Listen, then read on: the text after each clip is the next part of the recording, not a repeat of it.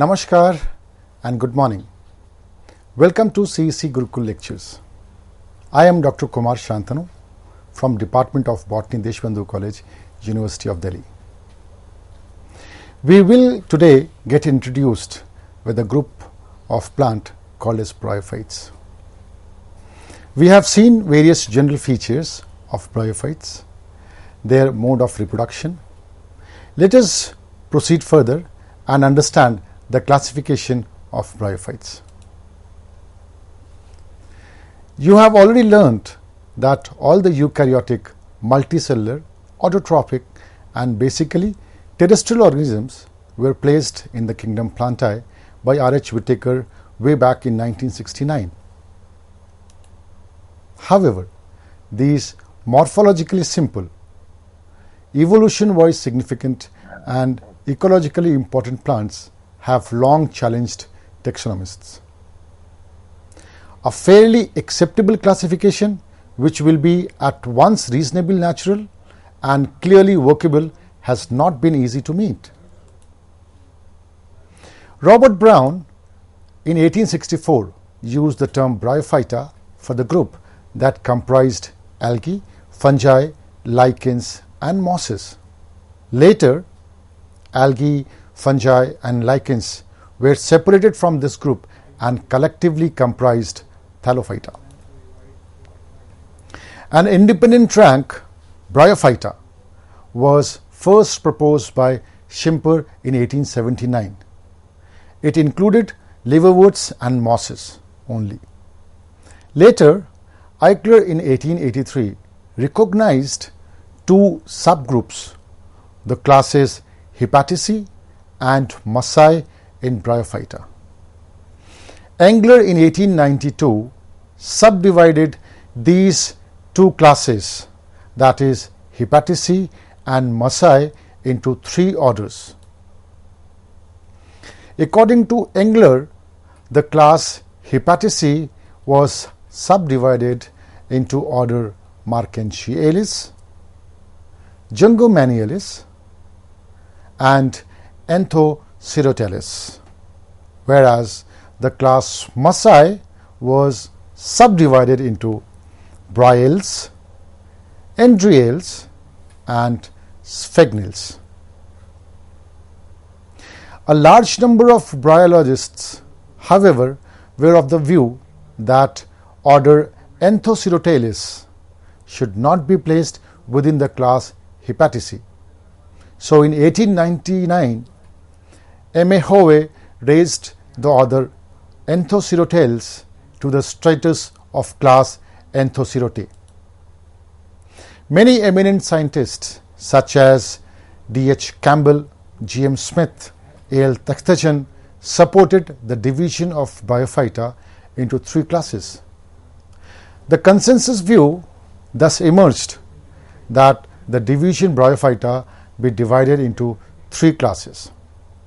So now we can divide Bryophyta into three classes: class Hepaticae, class Anthocerotae and class Massae.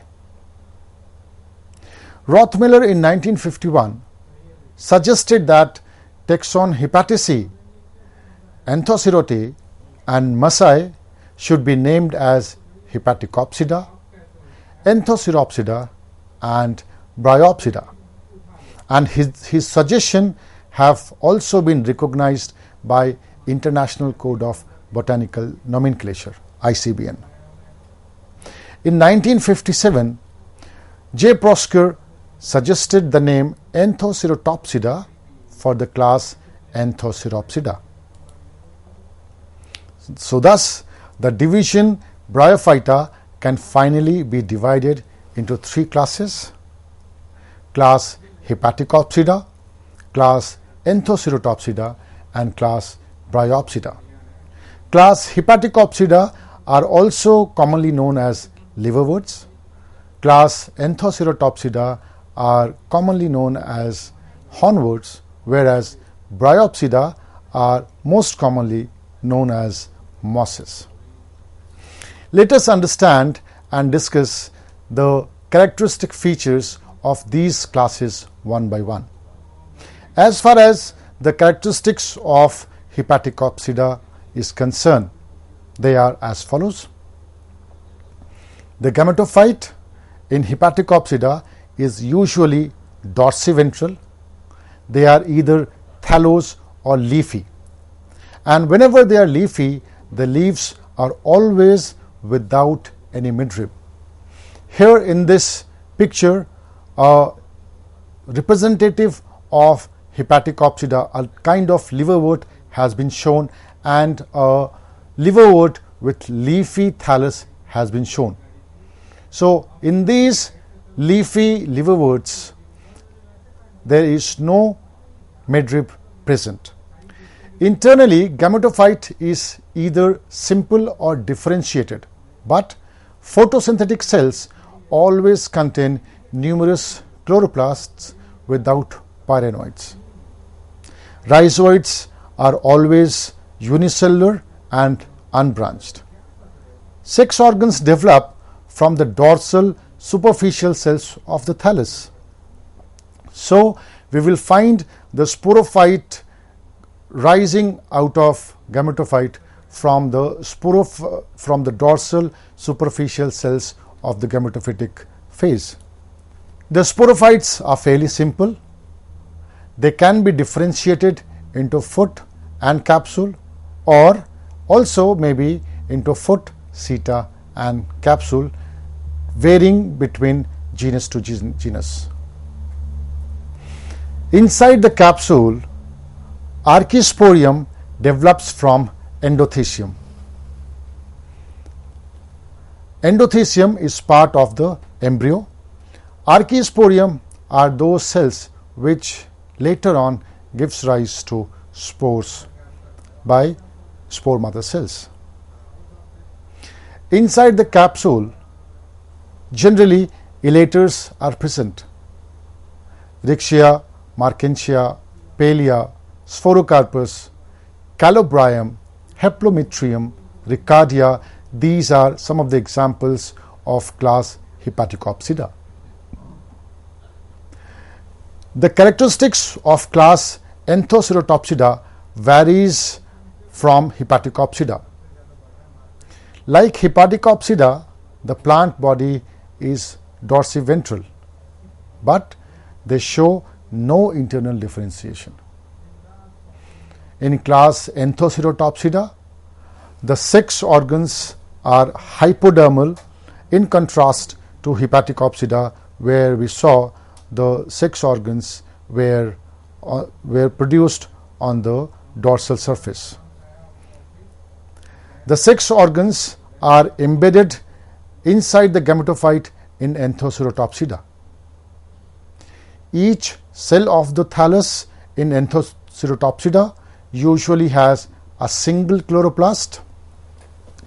Each of these chloroplasts have conspicuous central pyrenoid. The rhizoids in Anthocerotopsida are smooth-walled, whereas the scales are completely absent in hornworts. Sporophytes in hornworts consists of bulbous foot, a meristematic region and a long cylindrical capsule. Archisporium, the spore producing cells, they develop usually from amphithecium. The sporophyte shows continuous growth due to the presence of intercalary meristem. Intercalary meristem lies at the basal end of the sporophyte. These are the meristematic cells which continuously divide and give rise to sporophytic tissues, and thus in case of hornworts, sporophytes are theoretically of unlimited length. Inside sporophyte, the elaters are absent and they are replaced by a cell called as pseudo-elaters. Anthoceros and notothallus are the examples of some of the hornworts. As far as the class Bryopsida is concerned,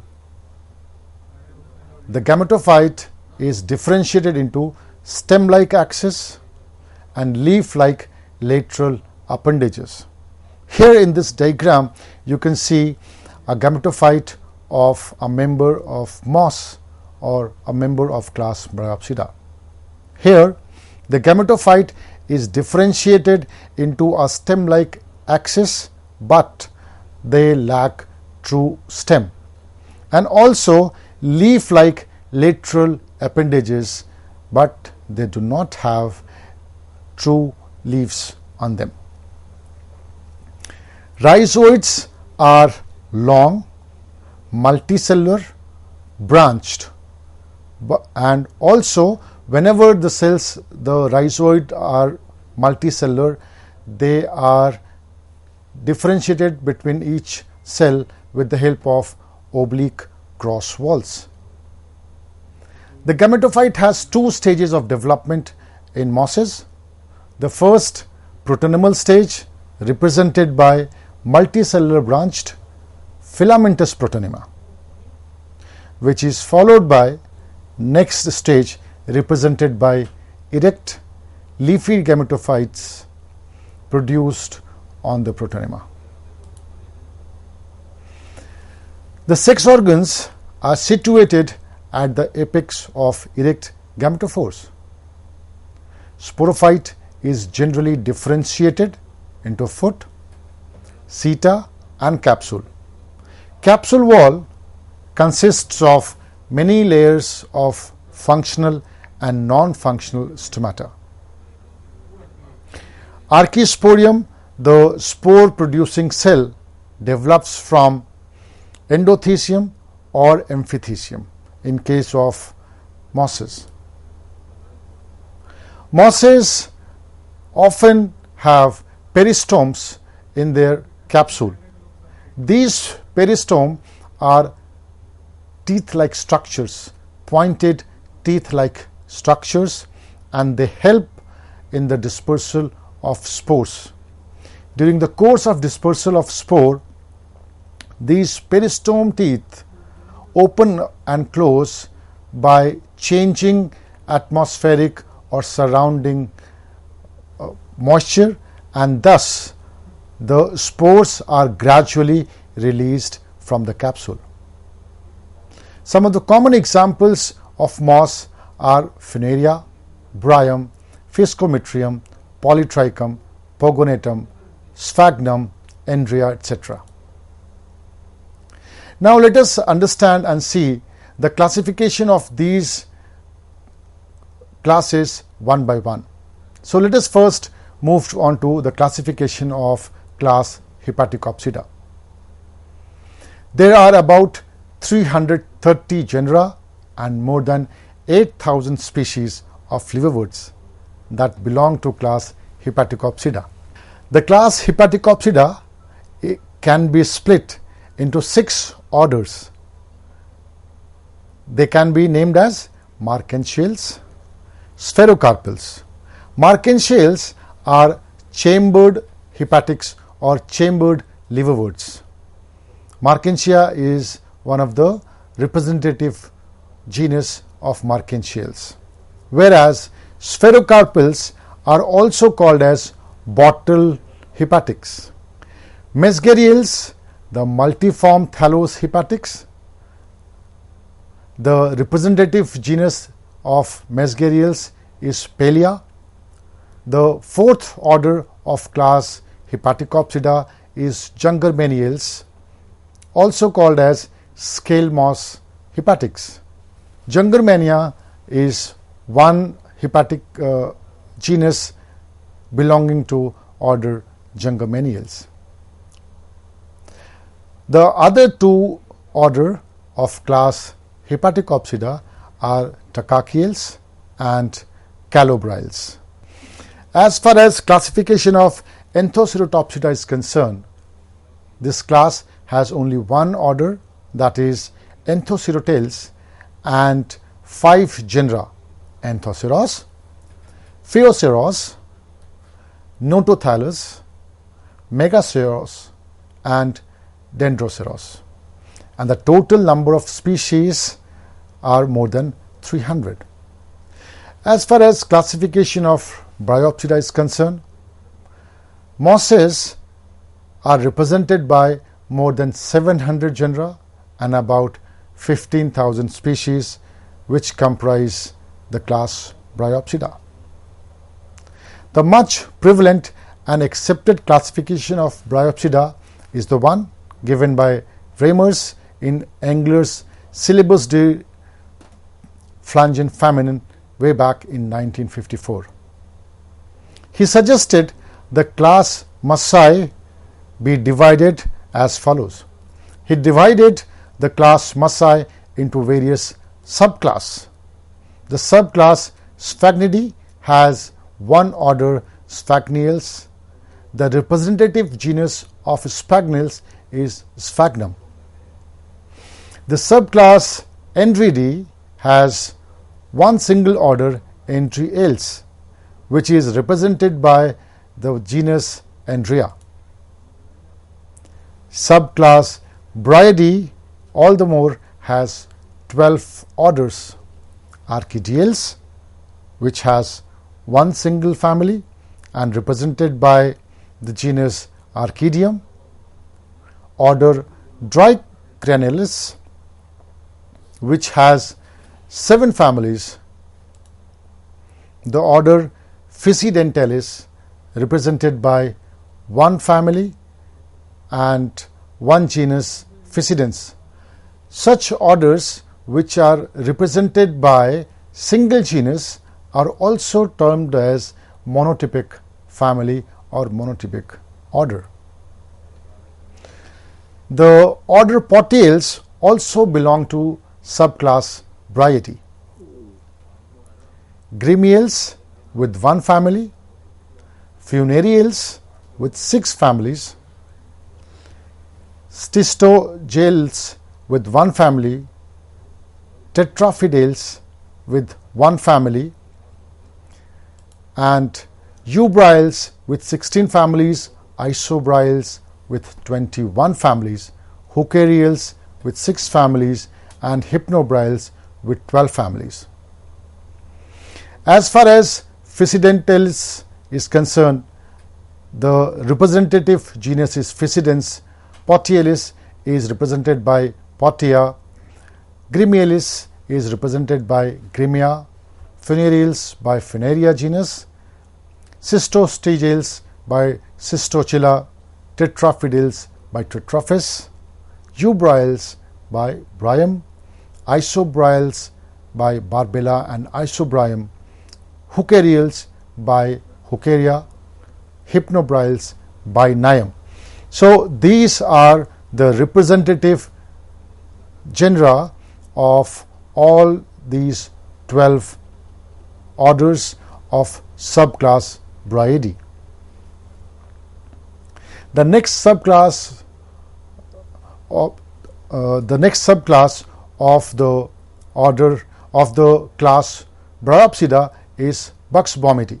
Buxbaumidae is represented by single order Buxbaumiales, which has 2 families and can be represented by the genus Buxbaumia. Subclass Polytrichidae has 2 orders. The order Polytrichales, represented by single family and one genus Polytrichum, and Dawsoniales, represented by one family and genus Dawsonia. Here it is worth mentioning that Dawsonia is one of the largest bryophytes to occur on the land or across the globe. Dawsonia, the length of Dawsonia sometimes goes up to 20 centimeters to 25 centimeters. Now let us come back to classification of Bryopsida.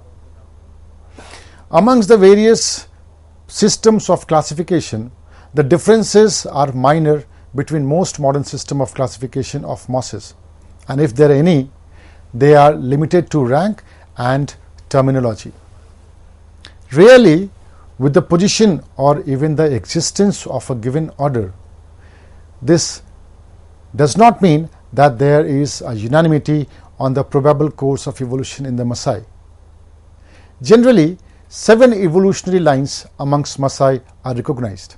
These 7 lines are Bryals, also called as joint-toothed mosses, Archidiales, large spore mosses, Tetraphidiales, 4-toothed mosses, Polytrichales, hair cup mosses, Buxbaumiales, bug mosses, Sphagnales, bog or peat mosses, and Endriales, lantern mosses. So these are 7 different groups which are thought of derived or evolved from different lineages, but for the sake of classification they all have been clubbed into one class, that is Bryopsida.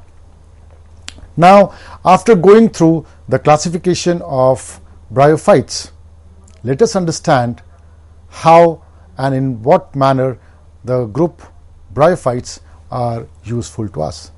Let us understand the economic importance of Bryophytes. The studies on uses of Bryophytes in the daily lives of the native people have revealed that in these regions Bryophytes are widely used as medicine, construction materials, insect repellents, pads and stuffing, packing, chinking materials and smoke filters.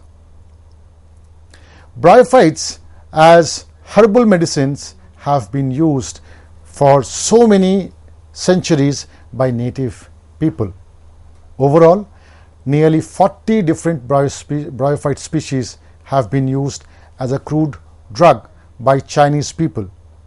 Some of these species are Hepatix, Frulania tamarissai, Ribolia hemisphaerica, Conocephalum conicum, Markentia polymorpha, and mosses such as Sphagnum species, Visia controversa, Fineria hygrometrica, Bryum argentium, Rhodobryum roseum, Climatium dendroides, and Polytrichum commune. Now the list is umpteen. The list goes and goes on. So Bryophytes, apart from being used as medicine, they have also been used as commercial construction materials. They have also been used in packaging. They have also been used as insect repellents, and sometimes they are very well used as smoke filters. So in our coming lectures we will try to go through these economic usefulness of group Bryophyta one by one, starting from the medicinal uses and then moving on to the ecological implications and ecological importance of Bryophytes in this global biodiversity. Thank you so much for watching. I hope you must have enjoyed the journey which we have come across while studying various aspects of Bryophytes, be it its general characteristics or be it the classification system. Thank you so much.